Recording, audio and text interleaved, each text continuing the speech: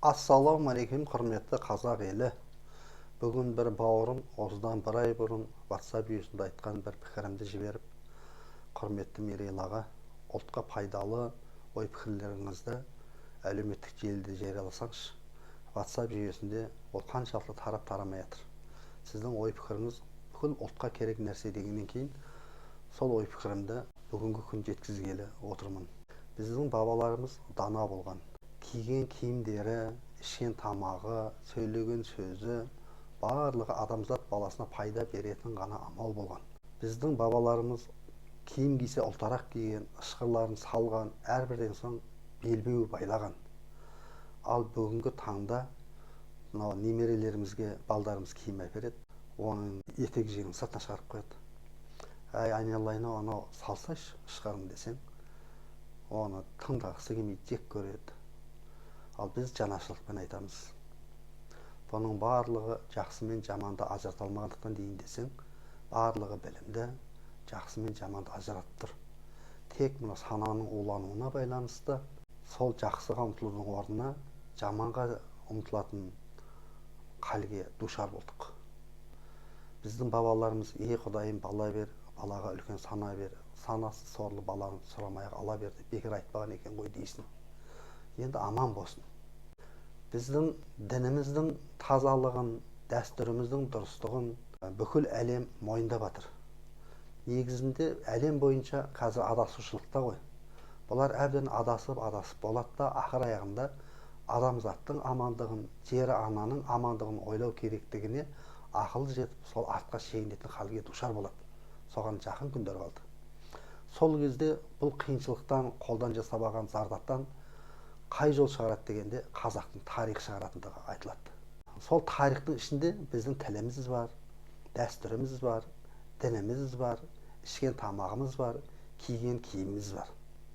Осының бәрі мойындалып, сөйтіп қазақ болу керек екендігі бүкіл әлемге паш етіледі.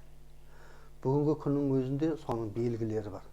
Қарап тұрсаңыздар, қазақ тілі түркі тілдес елдердің ішіндегі ең таза тіл екендігі айтылып жатыр. Біздің ұлт жанды ұл қыздарымыз ұлттық киім киіп көшеге шықса, жұрттың барлығы таңғалып телефонға түсіріп жатыр. Біздің дәстүріміздің де тазалығын ойлауымыз керек. Бізге сырттан басқа жағымсыз дәстүрлер кіріп кеткен. Дініміз бұрмалануда, тіліміз шұбарлануда. Ал енді осының бәрін қалыпқа келтіру біздің мойындағы міндетіміз деп ойлаймын. Соған біз атсалысуымыз керек. Өзіміз үшін, бақытты болуымыз үшін. Біз адасып болдық. Біздің тілімізге қай уақытта бөтен тіл кіреді, біз соның зардабын шегеміз. Мысалға, бізді осы уақытқа дейін қалай алдады? Түрі көп қой, мода деді. Біз мода кидік.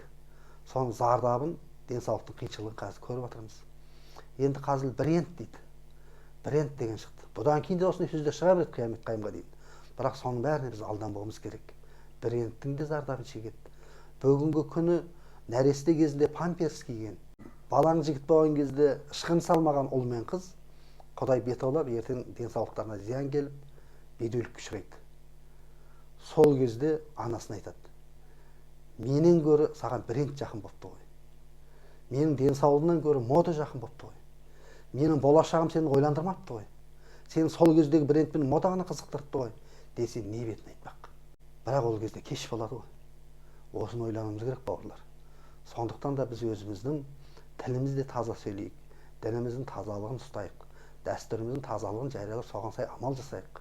Бақытты болайық, бақ-дәулетті болайық, ұрпағымызды ойлайық. Енді менің бауырым айтып жатыр: "Мерей аға, сіз WhatsApp жүйесінде қаншама ой пікір айтып, сіздің жүрген жеріңізді білеміз. Қазақ билер қоғамдық бірлестігінде еңбек етіп жатсыз. Сізді қазір сыйлап, құрметтеп жатқан азаматтар да бар. Сізді көре алмай аяқтан шалып жатқандар да бар.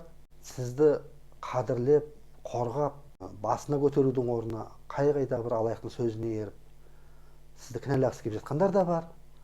Алтын басыңызды кемітіп қайтесіз. Одан да ендігі ой пікірлеріңіздің барлығын әлеуметтік желіде ғана айтсаңызшы" дейді. Осы сөз менің көкейіме қонып тұр.